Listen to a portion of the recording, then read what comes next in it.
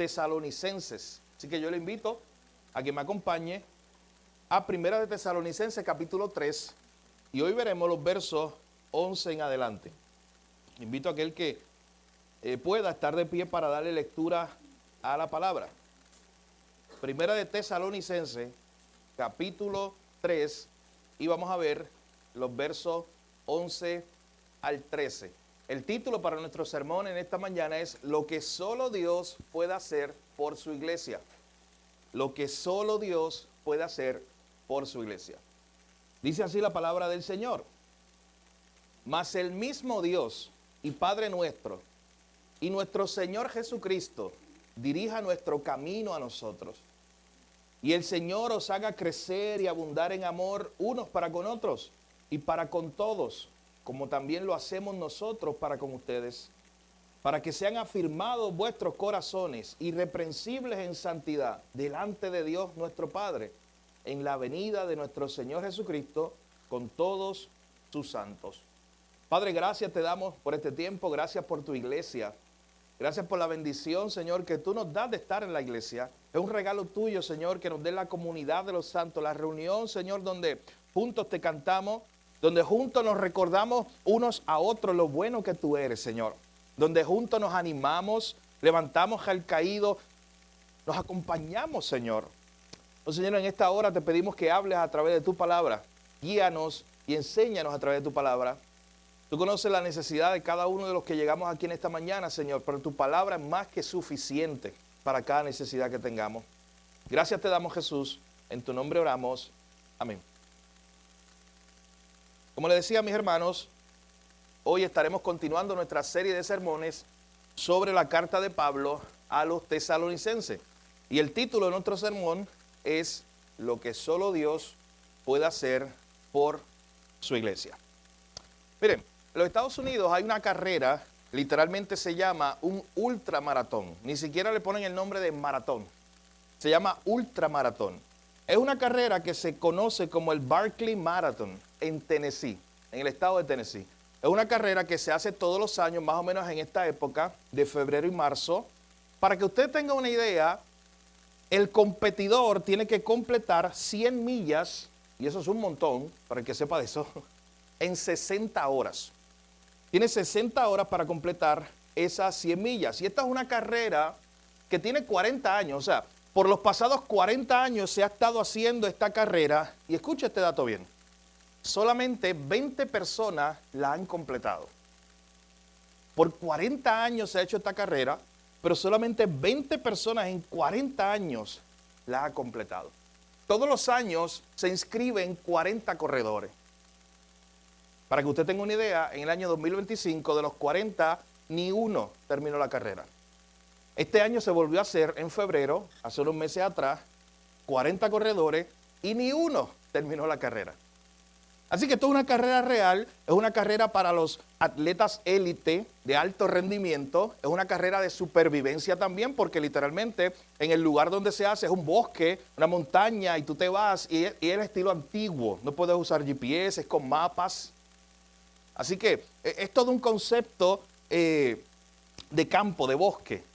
Pero imagínese eso, ¿te imaginas tú inscribirte en una carrera que sabes que la probabilidad de terminarla es nula?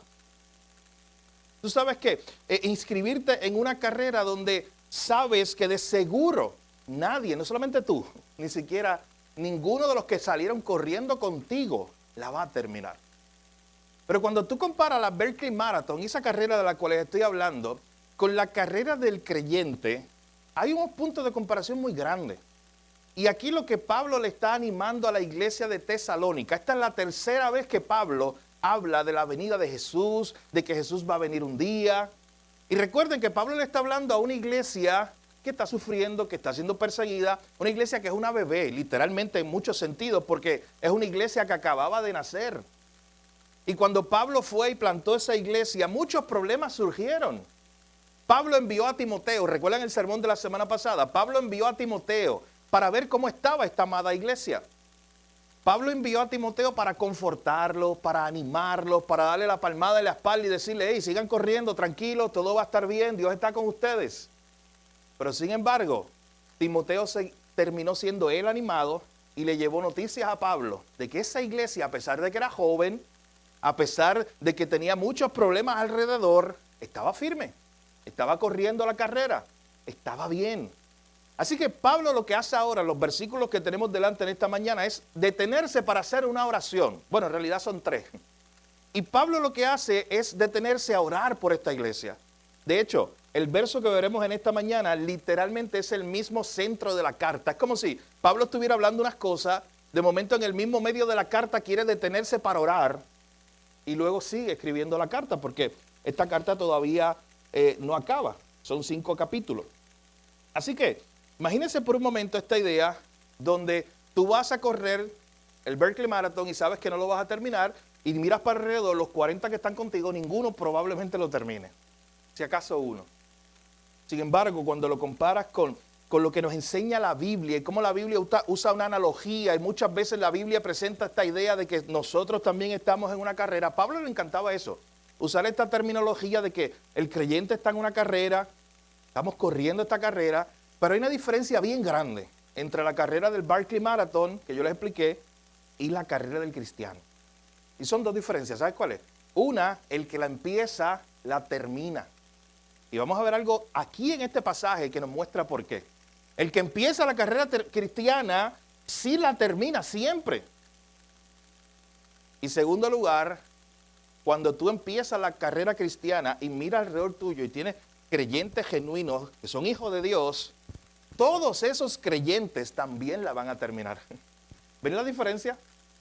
Entre correr una carrera donde tú sabes, y tú dices, ¿para qué correrla? Si yo sé que no la voy a terminar, aquella carrera, el Maratón Berkeley, versus esta carrera cristiana que aunque sea difícil, aunque se ponga dura por momentos, tú tienes la certeza de que vas a llegar a la meta, de que la vas a terminar, y de que no la terminas solo porque no la estás corriendo solo, la estás corriendo con la iglesia, con creyentes alrededor del mundo y a través de toda la historia. Así que Pablo va a recordar algo de esto que le estoy hablando o va a animar a través de esta oración a los tesalonicenses, a estos hermanos de esa ciudad de Tesalónica. Pero miren lo que Pablo va a hacer. Entre los versos 11 al 13, él va a orar por 3 cosas. ¿Y sabes qué también nos va a enseñar esto? Que muchas veces nosotros oramos mal. De hecho, ¿sabes que la misma Biblia dice que la Biblia dice, mira, a veces ustedes no tienen porque no piden? Y para colmo piden mal. Pedimos para nuestros propios deleites, pedimos para nuestras propias cosas. Estamos demasiado centrados en nosotros mismos, dice la Biblia. Pero cuando aprendemos a orar por las cosas correctas, todo es diferente. De hecho, este pasaje también nos va a enseñar eso, a orar por las cosas correctas. Pablo ora por 3 cosas en este pasaje. Número 1, Pablo ora para que Dios dirija sus pasos. Número 2, Pablo ora para que la iglesia crezca en amor, para que nos amemos más. Y número 3, Pablo ora para que la iglesia sea afirmada o sostenida en santidad hasta el final de los días, hasta el final de la carrera.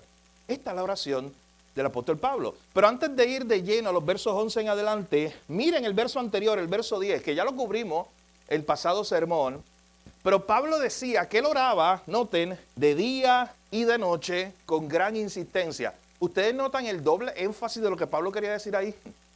Pablo quería decir, oye, todo el tiempo yo estoy orando por esto, de día, de noche, con gran insistencia. No es cuando me acuerdo, no es cada 2 meses, esto es algo que yo tengo todos los días delante de Dios. Oro con gran insistencia de día y de noche. ¿Y para qué Pablo oraba? Miren el verso 10. Para que nos podamos volver a ver. Recuerden que él está hablando con esta iglesia de Tesalónica, que él se había tenido que ir de allí. Él había tenido que salir por los problemas, por la persecución, y él se había tenido que ir a otras iglesias. Así que Pablo está diciendo, yo los amo a ustedes, yo quisiera regresar, pero no he podido. De hecho, si usted estuvo aquí hace como 3 o 4 domingos atrás, explicamos una de las razones por las cuales Pablo no había podido todavía llegar hasta Tesalónica. ¿Recuerdan cuando Pablo dijo, nosotros queríamos y el enemigo se nos opuso? El enemigo levantó oposición, nosotros estábamos tratando de llegar hasta allá. Y vimos muchas oposiciones que se levantaron para que nosotros pudiéramos visitarlos. Así que Pablo estaba orando por esto. Pablo quería llegar nuevamente a esta iglesia. Pero ¿sabes para qué quería llegar? Miren el final del verso 10. Pablo quería llegar donde ellos y dice, para completar lo que falte a vuestra fe. Mira lo que le está diciendo. Noten, y no es una contradicción. Pablo lleva toda la carta animando, reconociendo, diciendo, ustedes están bien, al contrario, ustedes me están animando a mí de lo bien que están. Ustedes están corriendo bien su carrera, la están haciendo con fidelidad, ustedes se aman, ustedes están en el camino correcto, están haciendo las cosas bien. Pero noten el término que utiliza el verso 10. Pero Pablo dice, yo quiero ir y seguir animándolo porque todavía le falta a vuestra fe. Y cuando habla de vuestra fe no habla de la salvación está completa en Cristo una sola vez y para siempre. De hecho, gloria a Dios por eso, mi hermano. Yo no sé si usted piensa lo suficientemente en eso. De que Dios le dé la salvación por porciones. Imagínese eso, de que Dios simplemente te dé la salvación el 10% seguro y resuelve el 90%. Mira a ver cómo tú te puedes salvar. Sería imposible. Ninguno de nosotros lo lograría. Pero qué bueno que Dios nos da la salvación y ya, completa de una vez y para siempre, porque es un regalo de gracia. Que no depende de nosotros, depende de Cristo. Pero lo que Pablo se está refiriendo aquí cuando dice, quiero ir a completar su fe, no habla de la salvación, está hablando de su crecimiento espiritual. Está hablando de la madurez espiritual de esta iglesia. En otras palabras, es una iglesia que cuando tú estás leyendo los primeros capítulos hasta este punto, te das cuenta que todo iba bien. Y si todo iba bien, ¿por qué Pablo le está diciendo todavía le falta? Hermano, ¿sabe por qué? Porque Pablo en otras cartas, él mismo se incluye y él mismo dice, yo corro una carrera, yo no he llegado a la meta, yo no soy perfecto, pero hacia eso voy. Yo no he llegado porque no estamos con Cristo todavía en los cielos, decía Pablo, pero yo me estoy esforzando en esta carrera, así que todavía le falta. Mi hermano, escucha bien, no importa en qué etapa de madurez espiritual tú estés, si llevas 1 año o si llevas 55 años en el Evangelio, quiero que sepas que todavía te falta, que todavía nos falta mucho, que todavía no está completa esa obra en nosotros, pero es una obra que sí se está haciendo. Y es lo que Pablo le está diciendo a esta iglesia, es lo que Pablo les estaba recordando, una iglesia que está creciendo, que estaba firme en el Señor, pero todavía había espacio para crecer aún más. Mi hermano, tú oras mucho, qué bueno, pero recuerda que hay espacio para orar más. Tú lees mucho la Biblia, qué bueno, pero hay espacio para leer más la Biblia. Tú cumples lo que son el llamado de Dios a tu vida en cualquier área de tu vida, qué bueno, pero todavía hay espacio para seguir creciendo. Nunca llegaremos en este caminar a un momento donde diga, ya yo viví o vivo la plenitud 100% como cristiano, yo no necesito crecer, yo no necesito la Biblia, yo no necesito la iglesia, yo no necesito nada de eso. Bueno, si no necesitas nada de eso, que está en el cielo. Tócate, pínchate a ver si moriste y está en el cielo. Pero Pablo le está recordando a esta iglesia, todavía podemos seguir creciendo. Y voy, repito, es de buen ánimo para nosotros, mi hermano. Es decir, no importa lo mucho que yo sepa la palabra, todavía hay mucho por crecer. Porque ¿sabes qué? Nuestro Dios es un Dios infinito, mi hermano. Tu mente y la mía es finita. Es más, tú vas a ir al cielo, estarás una eternidad y todavía habrá mucho por crecer. Todavía habrá mucho por conocer a Dios. Porque nunca llegará el momento donde tú conozcas todo de Dios en el cielo y digas, ¿sabes qué? Me voy a otro cielo, como si existiera, o me voy a otro lugar porque ya conocí todo de Dios. No, mi hermano, eso nunca ocurrirá. La Biblia describe que nosotros vamos a estar tan sorprendidos con la gloria de Dios, el poder de Dios, su majestad, que vamos a estar asombrados por la eternidad. Por la eternidad, asombrados con nuestro Dios. Cuando creías que lo conociste del todo, ahí hay otro aspecto del carácter de Dios que te sorprende. ¿No te pasa con la Biblia? 50 veces he leído, qué sé yo, Romano, un ejemplo. Y de momento comienzas a leer otra vez y hay algo del carácter de Dios nuevo, hay algo que ves que te sorprende. Esto es como, imagínense, lo comparan con un diamante que cuando le da la luz hay muchas facetas que tú puedes ver de ese diamante y nunca terminas de verlo completo en un sentido. Depende de dónde dé la luz, a ese cristal. Pues imagínate con Dios. Así que esta iglesia podía seguir creciendo. Pablo dice, yo oro de día y de noche, verso 10, para que pueda ir a verlos y pueda completar lo que le falta en su crecimiento espiritual, porque nos falta todo, porque en esta vida cristiana es una carrera que aquí no termina, seguiremos creciendo. Pero luego, en el versículo 11 que comienza, mis hermanos, estas 3 oraciones, estas 3 peticiones particulares que tiene Pablo por esta iglesia y por él mismo. Miren conmigo el versículo 11.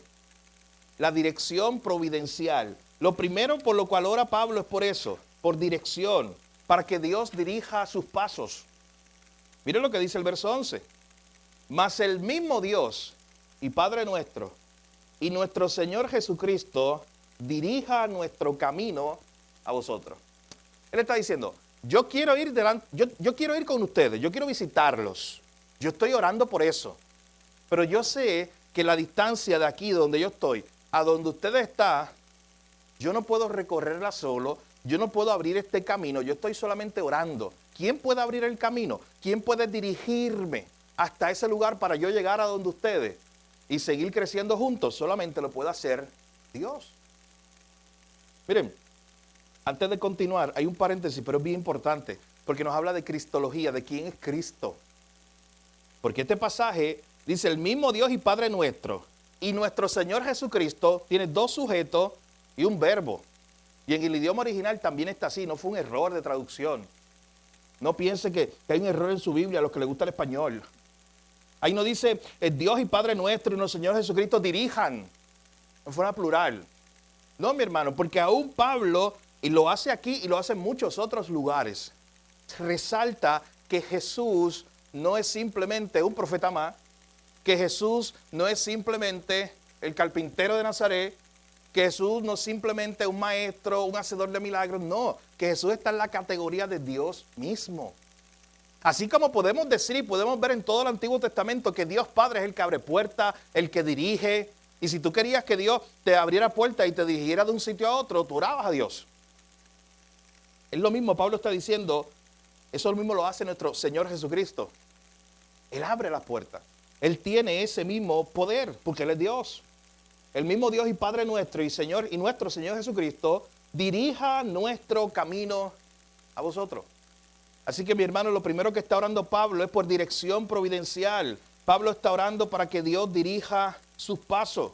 Pablo desea visitar a esta iglesia, pero reconoce que no depende de su planificación. De hecho, ya Pablo sabía esto. Si tú lees el libro de los Hechos, te das cuenta cómo Pablo planificó en una cierta manera las ciudades que él quería visitar en sus viajes misioneros. Y tú te lo imaginas con un tipo de mapa él, diciendo yo quiero ir a esta ciudad, quiero ir a esta ciudad. Pero hubo momentos donde Pablo intentó ir a ciertas regiones y sabes que Dios no se lo permitió. Algo pasaba que Dios no se lo permitía. Y de hecho, ahí hay un testimonio grande, mi hermano. Dios le estaba cerrando la puerta y tú no veías a Pablo, estilo la policía cuando viene a entrar una redada a una casa, rompiendo la puerta. Una puerta que Dios cerró. ¿Sabes qué Pablo hizo? Cuando tú lees el libro de los Hechos. La dejó cerradita, tranquilita. Y se fue a otro lado. Sabiendo que el que dirigía sus pasos no era el mismo. Era Dios. Y eso es lo que Pablo está diciendo aquí. La puerta para ir a visitar a estos hermanos en Tesalónica está cerrada. Yo lo único que puedo hacer es orar. Dios puede abrir la puerta. Dios puede dirigir nuestro camino. En su providencia Dios puede hacer eso. Dios puede dirigir nuestro camino. Hermano, y aquí hay un punto de aplicación porque muchas veces nosotros hacemos lo contrario. Noten, nosotros oramos, cumplimos la primera parte, oramos. La puerta sigue cerrada y nosotros insistimos. Y buscamos otra llave. Y buscamos los truquitos de David para abrir la puerta. Y le metemos patadas. Y hacemos lo que sea porque es que esa puerta, este es el camino. Aquí es donde yo quiero entrar. Cuando Dios ya la cerró, mi hermano, si Dios ya la cerró, no entres por ahí. ¿Sabes por qué? Porque dice el Proverbio 14, que hay camino que al hombre le parece derecho, pero su fin es camino de muerte. Y es un camino por el cual quizás tú quieres ir, que incluso se ve bonito, pero al final tendrá grandes consecuencias. Si Dios ya cerró eso, mi hermano, déjalo tranquilito ahí. Y mejor déjate guiar por Dios. Pablo está orando. Pablo está diciendo, la puerta para ir a Tesalónica parece que está cerrada. Pero yo voy a orar. Yo no la voy a forzar. Si se abre esa puerta, ¿quién puede hacerlo? Es Dios. De hecho, usted quiere saber si se abrió o no la puerta. Lea Hechos 20. Si usted lee Hechos 20, se da cuenta cómo Pablo tuvo la oportunidad. Más adelante, mi hermano, más adelante de toda esta carta y de todo este asunto, de ir otra vez a la región de Macedonia donde estaba Tesalónica. O sea, sí se cumplió. Sí Dios le contestó esa petición en ese momento. pero solamente fue porque él sabía que Dios, miren lo que le dijo Pablo a Dios: Señor, yo quiero ir allá, pero dirige tú el camino. ¿Usted entiende la idea? Y es como debemos orar nosotros. Señor, este es mi deseo, yo oro a ti, pero dirige tú el camino y muéstrame si es ahora, si es mañana, si se puede, si no, si la puerta la abres, si la cierras. ¿Cuántos de nosotros, mi hermano, estamos yendo delante de Dios con esa misma actitud? Diciéndole: Señor, dirige providencialmente mis pasos, nuestros pasos, para lo que sea. Aquí Pablo estaba hablando para ir a una iglesia. Oraba de día y de noche sin cansarse, pero diciendo que el Dios Padre y nuestro Señor Jesucristo dirija, sea el que tome el volante, sea el que abra las puertas que no se pueden abrir. Pablo reconoce que no depende de su planificación el poder llegar allí. Pablo reconoce que si él podía llegar a esa iglesia, era porque Dios estaba dirigiendo el camino y iba a abrir una puerta. De hecho, el término que se presenta ahí como que el Señor dirija nuestro camino es un término que también se podría traducir como el Señor haga posible esto. Lo que no es posible para nosotros, el Señor lo puede hacer, y por eso Pablo comienza a hablar de esa manera. Hermano, esto es un buen recordatorio también de que la providencia de Dios gobierna todos los eventos, y Pablo lo sabía y Pablo descansaba. Pablo tenía el deseo de ir allá a visitar a estos hermanos, no había podido. Escuche bien, si usted lee la carta anterior, Pablo había tratado en su momento, pero simplemente él no forzaba nada, él hacía lo que podía hacer: orar, orar y descansar, orar y descansar, orar y esperar que Dios le diera la oportunidad. ¿Te ha escuchado el dicho: el hombre propone, pero Dios dispone? Tú sabes que en la Biblia hay un pasaje, incluso, se parece a eso, pero hay un pasaje que lo utilizamos y lo utiliza la gente en términos generales, en la cultura. El famoso "si Dios quiere" o "Dios permita". Usted sabe que eso lo usa la gente por ahí. Y usted sabe que eso sí es bíblico. Hay un pasaje en Santiago, y quiero conectarlo aquí, porque es muy importante que veamos esta idea. Mira lo que dice Santiago, el capítulo 4, versículos 13 al 15. Santiago, capítulo 4, versículos 13 en adelante. Dice: vamos ahora, los que dicen, hoy y mañana iremos a tal ciudad y estaremos allá un año y haremos negocios y los negocios nos van a ir bien. Noten todo lo que ellos planificaron. Santiago está hablando con esta gente que planificó todo, los que le encanta planificar cada detalle, el último respiro. Hoy y mañana vamos a ir a esta ciudad, vamos a estar allá. Y escuchen lo que ellos planifican. ¿Cuánto tiempo vamos a estar allá? Exacto. Lo que iban a hacer allá, traficaremos, lo que está hablando de los negocios que iban a hacer allá. Pero no solamente eso, ellos estaban determinando ya y planificando y asumiendo, no, y vamos a ganar, y nos va a ir bien. Y Santiago, mira lo que dice el verso 14, ustedes se pasan diciendo eso cuando no saben lo que pasará mañana. Y ustedes están planificando de aquí a un año. Y ustedes están planificando lo que va a ocurrir y todo como si ustedes tuvieran el control de cada detalle. Escuche bien, mi hermano, no se confunda. Este pasaje no es para que usted vote su agenda. Se vale planificar. De hecho, es de sabios planificar. Pero aquí lo que está diciendo es cuando la gente quiere planificar las cosas y abrir ellos mismos las puertas y pretender que cada detalle está en el control de ellos. Y de momento Santiago le dice, cuando ustedes no saben, están planificando y ni siquiera saben qué va a pasar mañana. Porque ¿qué es tu vida? Tu vida es como una neblina que se aparece por un poco de tiempo y luego ya no está. En lugar de estar diciendo eso, dice Santiago, en lugar de estar diciendo que si mañana haremos esto y aquello y planificaremos, en lugar de eso, mejor digan lo siguiente: si el Señor quiere, viviremos y haremos esto o aquello. Pero bueno, ¿ven la diferencia? Si el Señor quiere, haremos esto o aquello. Si el Señor quiere. ¿Y sabes por qué conecto este pasaje? Porque es lo mismo que está haciendo Pablo. Pablo quiere moverse de una ciudad a otra. Y Pablo no está haciendo las maletas sin antes él ir delante de Dios a orar y estar seguro. Porque él había encontrado oposición antes. Estar seguro de que era Dios. Pablo está orando para que Dios dirija sus pasos. Pablo está diciendo, como Santiago nos enseñó, si Dios quiere. Si Dios quiere, si Dios lo permite. Señor, dirige nuestros pasos, pero si es tu voluntad. Mi hermano, ¿cuántas de nuestras oraciones diarias, haz este ejercicio, cuántas de nuestras oraciones diarias incluyen esa hermosa declaración, Señor, que se haga tu voluntad? Porque yo me temo que esta es una oración que la sabemos, que nos gusta, que está en el Padre Nuestro como un modelo, pero que muchas veces se queda fuera de nuestras oraciones diarias. Cuando le presentamos a Dios y hablamos con Dios y oramos, pero ¿cuántas veces incluimos, Señor, que se haga tu voluntad? Si Dios quiere. Si usted no tiene ese lenguaje, comience a utilizarlo. Si Dios quiere, si Dios lo permite. Como Pablo está diciendo aquí, yo estoy orando, pero confío en que Dios dirija el camino, porque es Dios el único que puede dirigir ese camino.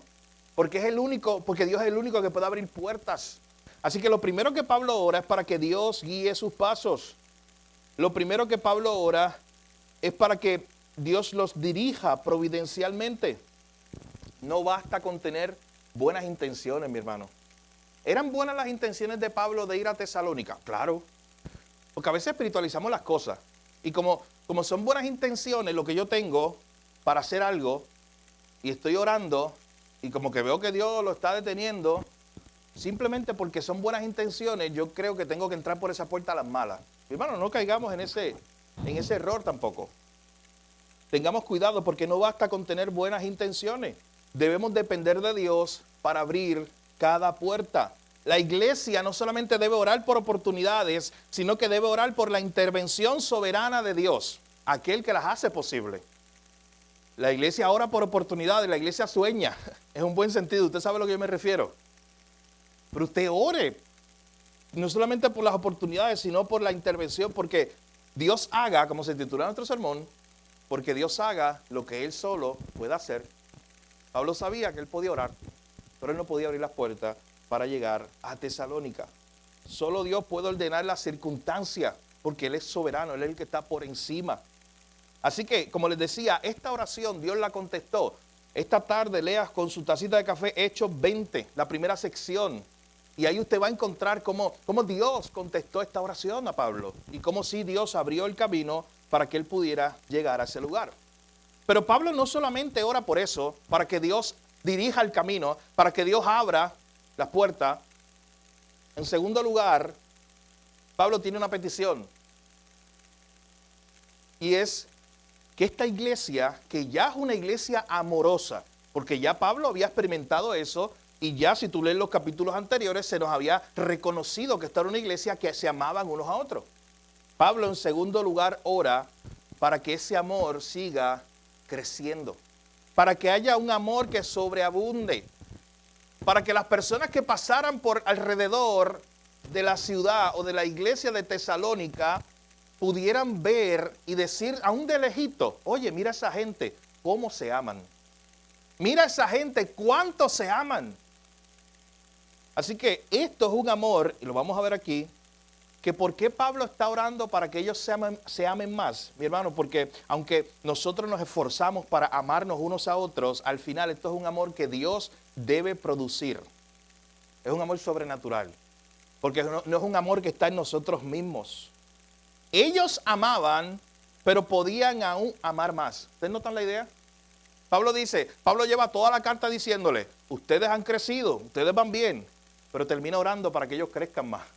Pablo lleva toda la carta diciéndole, ustedes se aman, eso está bien, pero ahora ora, verso 12, para que el Señor haga crecer y abundar en amor unos para con otros.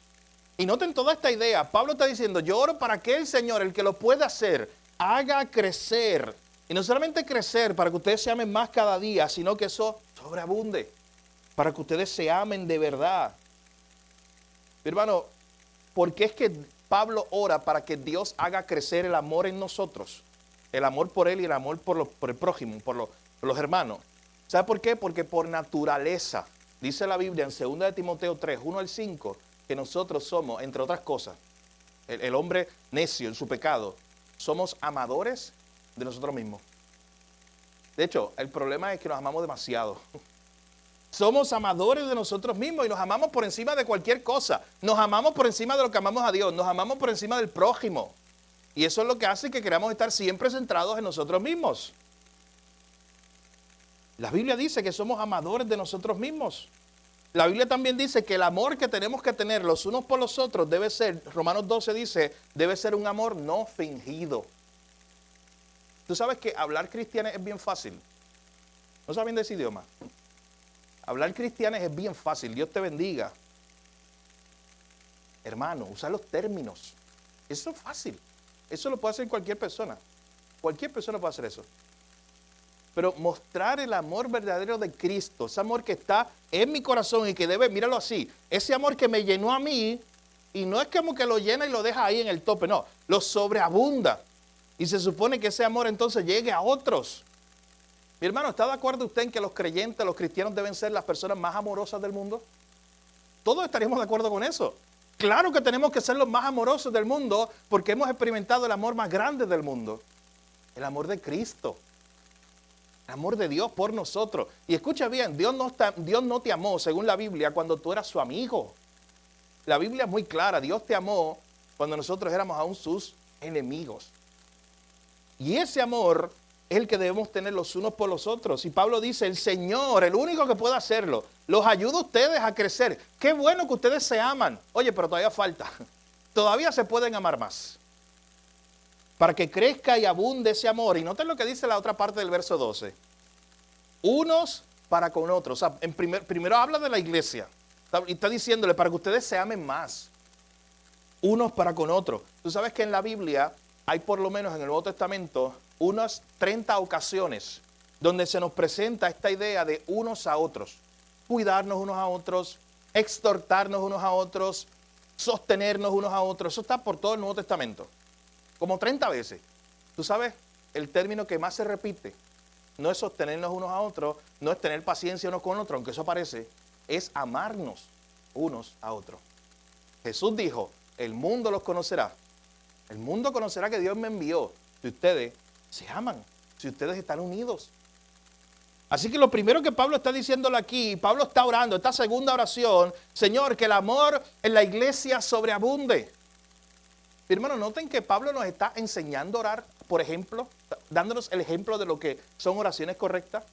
En primer lugar, orando de la manera correcta, pidiéndole a Dios que sea Él que dirija nuestro camino, sea a donde sea que vayamos, o sea lo que queremos, o sea lo que sea que vayamos a hacer. En segundo lugar, Pablo está orando por más amor. Señor, que yo te ame más a ti. Señor, que yo ame más a la iglesia, que nos amemos más unos a otros. De hecho, si tú oras por amar más a Dios, se supone que automáticamente el que ama más a Dios aprende a amar más al prójimo. ¿No se acuerdan lo que dijo Juan? Juan en sus cartas llega a decir, oye, pero ven acá, ¿cómo es que tú dices que amas a Dios, que no lo ves, y a tu prójimo que lo ves todos los días, lo odias? Juan dice eso. ¿Cómo es que tú dices con tus labios que amas a Dios, que no lo ves, pero el prójimo que ves todos los días lo aborrece? ¿Cómo es eso? Dice Juan. Así que Pablo está orando por esto, que el Señor haga crecer y abundar en amor unos con otros, pero noten lo que dice después al final, y para con todos. Esto no es una oración para que la iglesia de Tesalónica se aprendieran a amar unos a otros nada más y odiaran el mundo, en el sentido de mostrarle el amor de Cristo. No, Pablo está enseñando aquí que también ese amor del cristiano tiene que incluir a los que no nos aman, que ese amor del cristiano tiene que incluir a los enemigos. Mi hermano, eso es más fácil verlo en el papel que en tu vida. Verlo ahí, porque está ahí, dice, ama a tus enemigos, pero no es fácil. Cuando tengo una situación en carne y hueso real alrededor mío y me toque amar a mi enemigo, me toque amar al que no me ama.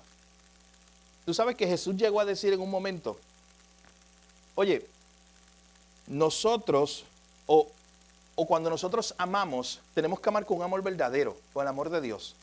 Porque aún los publicanos, aún los fariseos, ellos dicen que aman a la gente. Ellos lo dicen con sus palabras.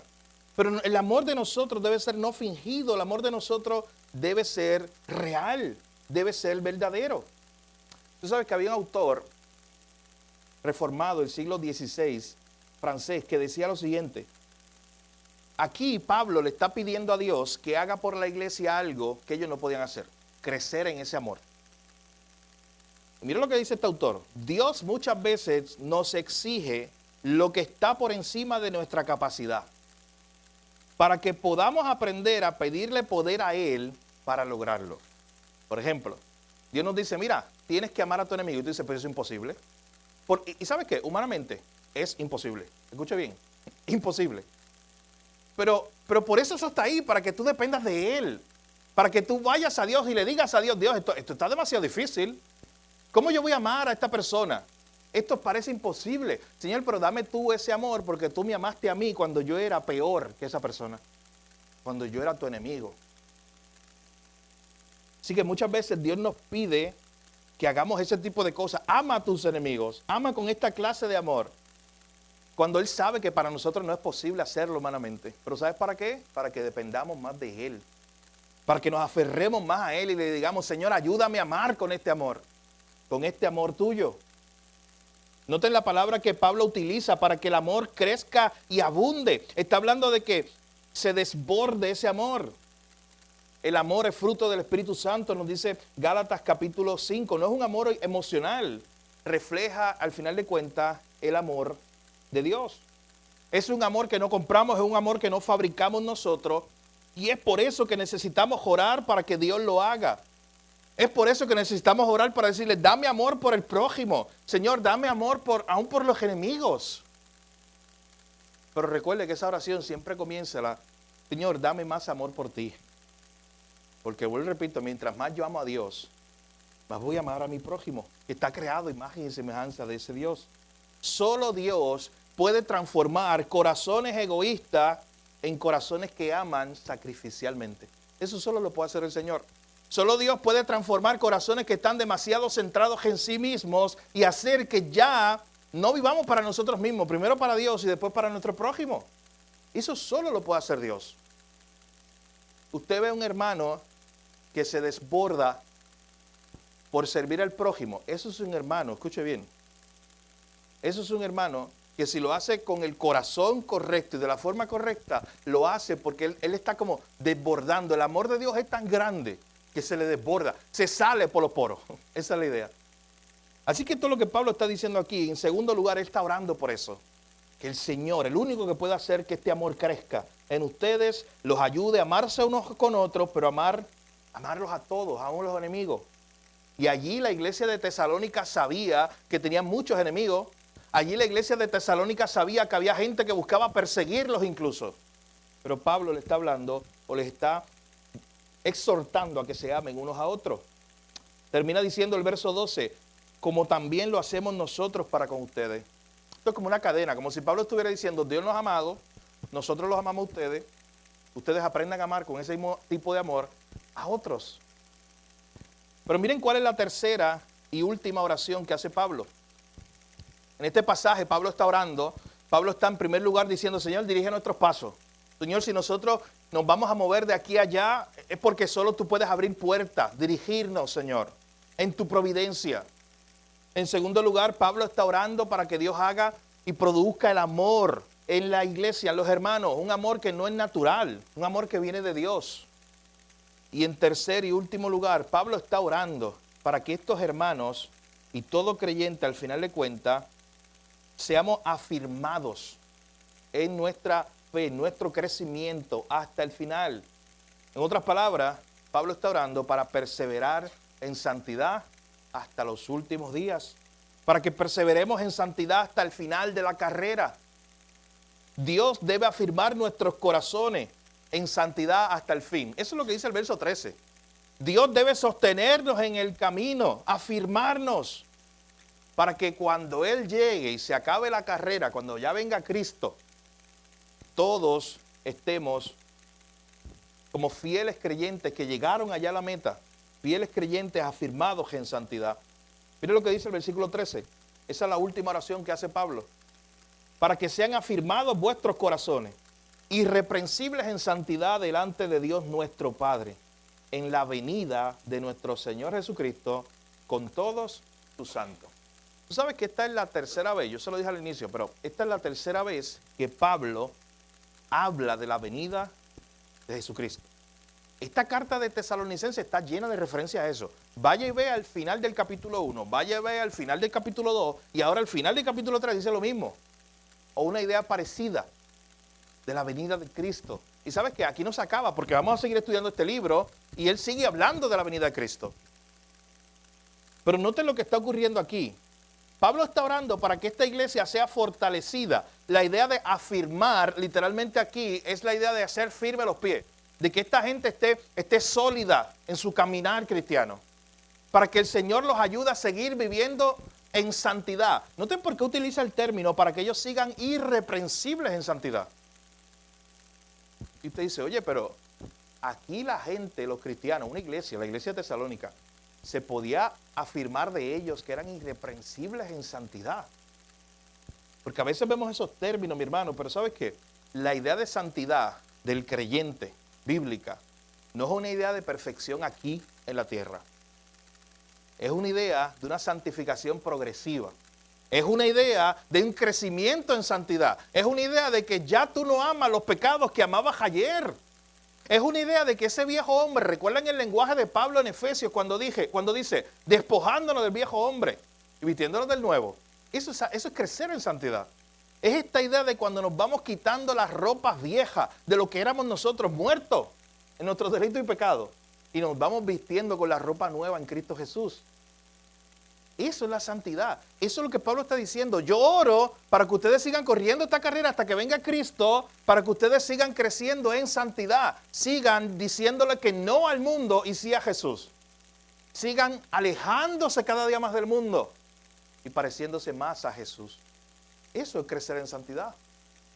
De hecho, el término también santidad implica separación. El término santidad significa que estamos separados del mundo. Aunque estamos todavía aquí en el mundo, pero no somos de este mundo.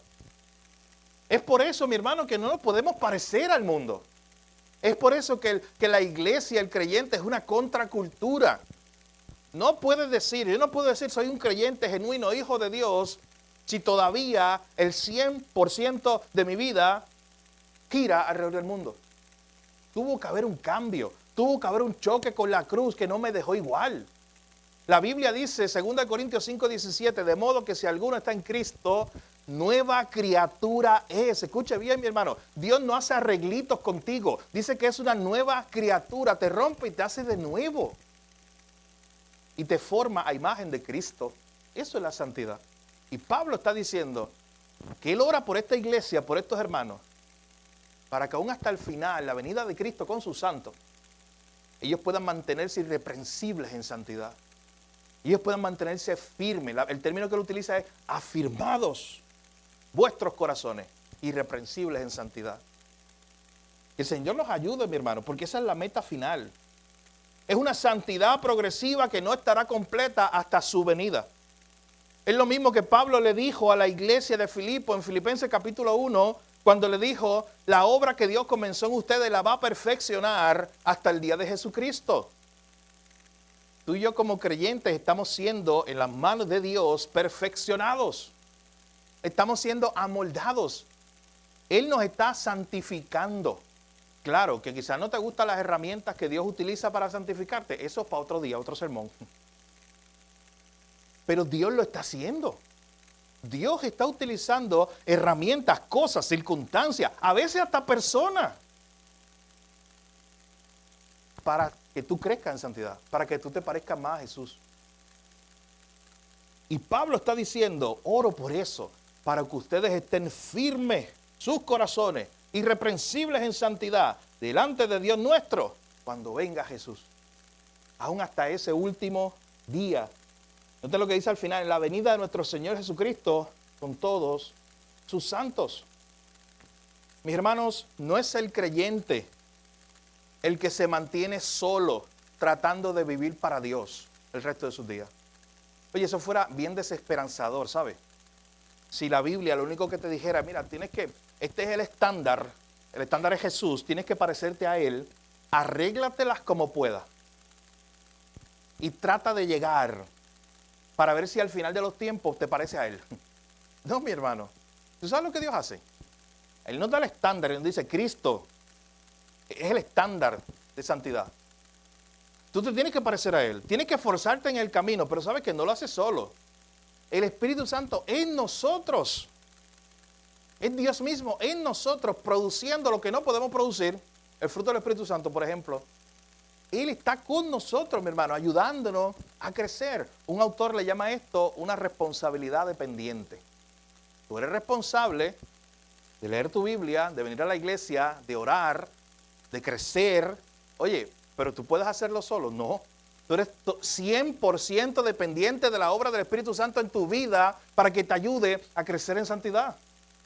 Y Pablo está orando por eso, para que estos hermanos sean afirmados en ese caminar y vivan santos, vivan para Dios, vivan separados para Dios, aún hasta el último día. Por eso es que comenzamos hoy con una ilustración de una carrera, o como se llama realmente, un ultramaratón. Ultramaratón que nadie termina. Y tú dices, ¿por qué siguen haciendo esa carrera? ¿Tú sabes por qué la siguen haciendo? Porque es el reto. Es el reto de que alguien logre terminarla y se convierta en una superestrella en el mundo del atletismo y de los maratones. No es que el creyente, lo que nos está enseñando este pasaje, se sostiene solo en esta carrera o tiene que él mismo tener que vivir en santidad y separarse para Dios de alguna manera. No, mi hermano, es que Dios lo sostiene hasta el final. La vida cristiana no es de autosuficiencia. La vida cristiana es de dependencia de Dios. Autosuficiencia es cuando yo quiero vivir por mis propios recursos. Yo pienso que yo puedo solo. No, mi hermano. Nuestra esperanza no está en nuestra firmeza, sino en la fidelidad de Dios. Nuestra esperanza no está en que nosotros estemos bien fuertes. No, nunca te creas fuerte. El que esté firme, cuidado, que no se estrelle, que no caiga, dice la Biblia. Debemos orar por perseverancia. Escucha bien esto, mi hermano, y esto nos ayuda a cerrar con ese versículo 13. Solo Dios puede garantizar que lleguemos firmes y santos al final de la carrera. Solo Dios puede garantizar que lleguemos firmes y santos hasta el día de Cristo. Y por eso Pablo está orando por ellos, para que ustedes sean afirmados en sus corazones, irreprensibles en santidad delante de Dios, cuando venga Cristo. Solo Dios puede hacer eso. Pablo, escuche bien, no está orando por comodidad. Pablo no está orando ni siquiera para que el camino sea fácil. Pablo no está orando por éxito en términos visibles. Pablo está orando por lo que realmente importa y por lo que solo Dios puede hacer. Pablo está orando para que Dios dirija nuestros pasos, para que crezcamos en nuestro amor y para que nos afirmemos en santidad hasta el final, hasta lo último de la carrera. Mis hermanos, qué bendición es saber que esta carrera sí la vamos a terminar, porque el Señor es el que nos sostiene. Esta no es la carrera del Berkeley Marathon, donde tú te matriculaste, pagaste la inscripción y sabes que no la vas a terminar. Esta carrera sí la vamos a terminar. Sí vamos a llegar allá al último día irreprensibles en santidad delante de Dios. Pero no por nuestra propia fuerza, mi hermano. Que el Señor nos ayude en esta hora a orar a Dios, a ir delante de Dios. Aquí tenemos un modelo de lo que es oración correcta incluso, para reconocer lo que Dios solamente puede hacer por su iglesia. Es solo Dios el que puede dirigir nuestros pasos providencialmente. Es solo Dios el que puede hacer que crezcamos en este amor los unos por los otros e incluso por nuestros enemigos. Y es solo Dios el que puede sostener nuestros pasos para que lleguemos al final de la carrera y para que lleguemos bien, irreprensibles en santidad delante de Dios. Que el Señor nos ayude, mis hermanos. Padre, gracias te damos por tu palabra. Gracias porque a través de tu palabra, Señor, somos todos nosotros afirmados, somos edificados, corregidos. Te pedimos en esta hora que hables a nuestros corazones, Señor, que apliques tu palabra a nuestros corazones. Eso no lo podemos hacer nosotros, eso lo puedes hacer tú. Te pedimos, Señor, que nos ayudes a vivir según tu palabra. Y en esta mañana que hemos recordado estos principios, Señor, de que eres tú el que dirige nuestros pasos. Pablo estaba orando. Pablo esperaba que seas tú el que dirigiera el camino. Así literalmente lo dice en su oración, que tú dirijas el camino. Señor, que ese sea nuestro mismo deseo hoy. No importa por lo que estemos orando, que nuestra oración sea, Señor, dirige tú el camino, toma tú el volante, guía tú, Señor. Abre las puertas que haya que abrir y cierra las puertas que haya que cerrar. Pablo no quería entrar por puertas que Dios no había abierto. Señor, que así sea con nosotros hoy. Dependencia de ti, Señor. Que tú seas el que dirija el camino. Señor, porque tú eres sabio y nosotros no. Señor, porque tú sabes lo que es mejor para nosotros y nosotros no. Padre, también ayúdanos en esta oración donde Pablo pedía que tú hagas por nosotros lo que tú solamente puedes hacer, mostrarnos ese amor, Señor, y permitir que ese amor sobreabunde en nosotros, que nos amemos más como iglesia, que aprendamos a amarnos los unos a los otros y que amemos aún a nuestros enemigos. No es algo fácil, no es una tarea que podemos nosotros hacer por nosotros mismos. Y por eso es que Pablo oraba para que el Señor hiciera crecer ese tipo de amor en nuestros corazones. Oh Señor, pero también hemos visto cómo Pablo animó a esta iglesia para que ellos fueran afirmados en sus corazones, irreprensibles en santidad delante de Dios, hasta el día de Jesucristo. Señor, Pablo oró para que esta iglesia llegara firme en esa carrera. Oh Señor, qué bendición es saber que estamos corriendo una carrera como cristianos que vamos a terminar, no por nuestra fuerza, no por nuestra sabiduría, sino por tu fuerza, Señor, porque tú nos sostienes. Gracias porque llegaremos irreprensibles hasta el final, pero toda la gloria te la debemos dar a ti, Señor. No por nosotros, es por ti. Señor, gracias te damos por tu palabra.